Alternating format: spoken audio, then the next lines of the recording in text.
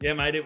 Obviously it wasn't the way we'd like to end our careers at Colorado, but so be it. Things happen, and we're now onto something bigger and better. And I think now being here for a month, we're all really happy how it all planned out. I am lucky to have Mika and Nick Boyer, Blakey, Muscles, Brian James, even Big Marco Fepuliai's coming now. So yeah, we're all settling in well, and it's good to have a good group of fellas who've already played together before in the MLR for multiple years. That group of fellas, we were all there for more than 2 years. So I think that's definitely a plus side, and yeah, we're definitely enjoying it so far. I knew you'd hit me with this question. And that's one thing. I think there's a lot of people out there who've always been wondering, like, why is he playing 2-row? He was a prop, and that was just always something that popped up. We ended up being short at Colorado of second rowers, and they said Lukey's fairly tall, let's give him a go. And I kind of went in there and stayed ever since. And I'm the type of player that I'll play wherever the team needs me. And yeah, maybe playing up in the front row would have got me further so far in my career, but at the same time, I play where my team needs me. And at the moment, I've been working in the second row, been getting up in the lineouts, and I feel comfortable there. But at the same time, if the team ever needed me to move back up to the front row, I'd be straight there. And whatever's needed from me, I'll give it a crack. You saw last season, first game of the year, I think the New England came out and surprised a lot of people with knocking off, correct me if I'm wrong, but they knocked off New York in the very first round with a very impressive performance. I've got a special attachment to Boston. My wife's just spent the last 3.5 years there, and I spent all my off seasons there. In fact, I definitely chatted with New England about joining them a couple of the last seasons. I know they're a great team. I know they've got a new coaching staff on board, and it'll definitely be a tough first round game, them coming out to us in LA, and it'll be our first crack at the Coliseum. Yes. They'll be a very strong side, but I'm not going to say that, I'll say that we're going to be a very strong side too. So I think it's going to be a very good first round hit out, and you'll see. It was sort of a bit of an uncertain time there. LA was a pretty sort of decent hotbed of COVID there, and we were wondering how we were going to pull it off, and sort of stumbled across the Maui idea. And there's a good man here named Jack Breen, just as we chatted about earlier, really passionate about his rugby. He made some connections with the local county, and we've got ourselves a training facility. It's quite unique actually. We're up on pretty much close to the top of a mountain near the crater there off a little town called Makiao, and we're on a polo field of all places. So we actually have it's big enough to have 4 football fields on it, or rugby fields on it. And we drive up there from where we're staying in our hotel on the beach up to there. It's about a half an hour drive, and we're sort of out of harm's way. We've got plenty of field space. It's immaculately green. They haven't had a polo season for a while because of COVID. Yeah, we're just excited to have him in our group, and he hasn't let us down. He came in potentially a little underdone in the camp physically, and we've had good conversations with him around that. That's probably one thing that's maybe held him back from becoming a genuine Eagle.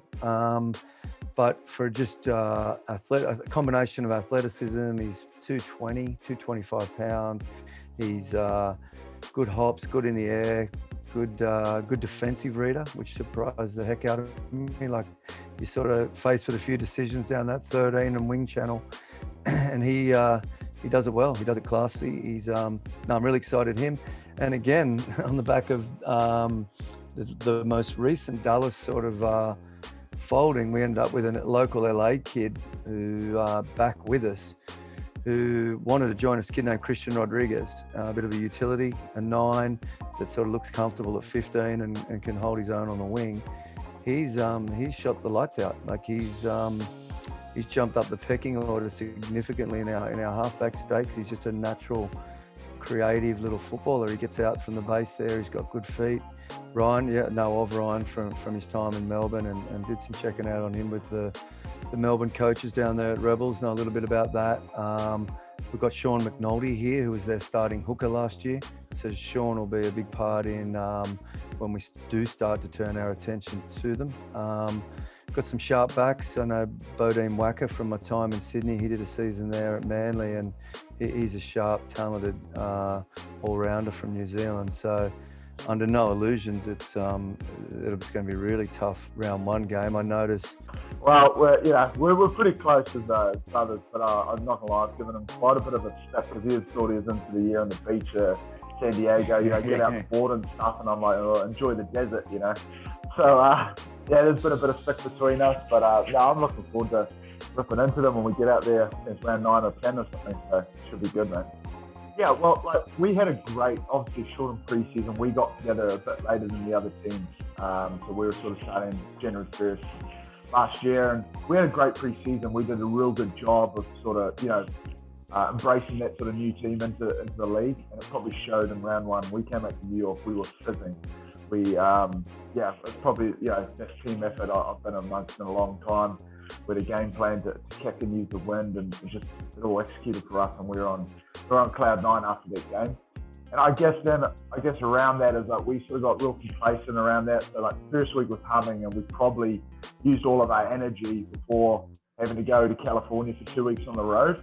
And no doubt we're playing some really good teams, obviously San Diego, Seattle champs away, and then down to NOLA as well. So, we had a tough stretch there. And I guess it just sort of got away from us. We were I think we got complacent, like I said, with that New York win. We should have, but we were in a good position to beat Utah, and then that slipped away, and I think that lost a lot of confidence and belief, and we only had that one win to go off. So we tried really hard. San Diego was tight, and then Seattle was one of those sort of few stretches of games where it just like couldn't just close the door. We're up 19-0, I think, against Seattle up there, and couldn't close the door. So yeah, I'm not gonna lie, I think the game's all about confidence, and when a team's hot, they're hot, and then we sort of fell on that losing streak, and it's a bit disappointing. Yeah, I mean, we know what LA are obviously the talking point of the MLR this off season. Obviously look at their roster, you sort of, I think some people always miss the league, just going, wait, how do they bring all these guys on or whatever have you? But good on them. There's quality players that are coming into the league. So yeah, I think they're going to be prepared. They're going to be really good. Obviously, they're going to have so much experience in their camp that they'll know what to do when they come to playoffs. But so don't you worry. We're working hard up here. We're up in the snow rather than the beach out there. So we're putting in some dirty work, and I think it's just an opportunity for us as a team to take on ultimately what we think is the best early on and strike early. So I think we're just excited the opportunity to play the big LA team and see what they're all about.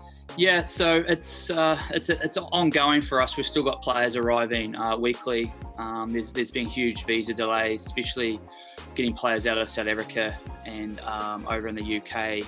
And then obviously with the new administration changing the rules of getting into the USA, we had to wrangle a few things. So we're still in the process of getting the whole squad in. I think we've got about 94% of the players are literally here at the moment, and there's more arriving this week and next week. So that's kind of changed, obviously, the way we're completing our pre-season.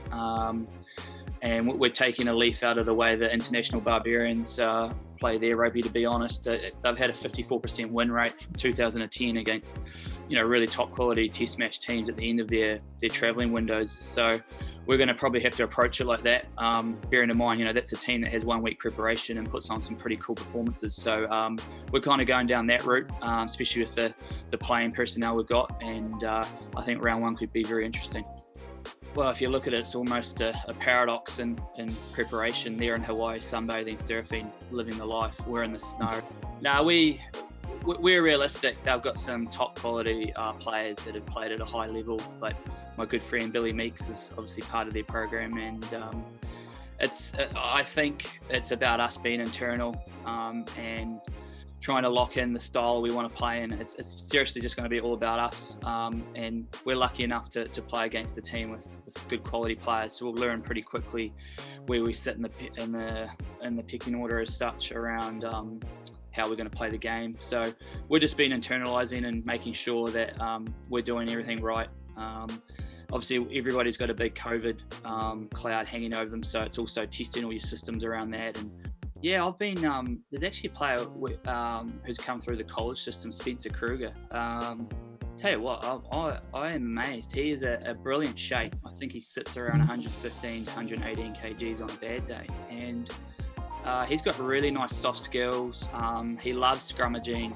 He's had a wrestling background. I really believe he could easily play at minor or super level if he keeps applying himself. And he's actually a brilliant story, which I mentioned to our team last week, is after training, he quickly changes into his work gear and he goes and works in a warehouse, basically doing a night shift to support himself to be part of our program. And when I've got players doing that, that's hairs on the back of the neck, standing up stuff. And it was just a little bit of a wake-up call to the other players that are lucky enough to be full-time contracted.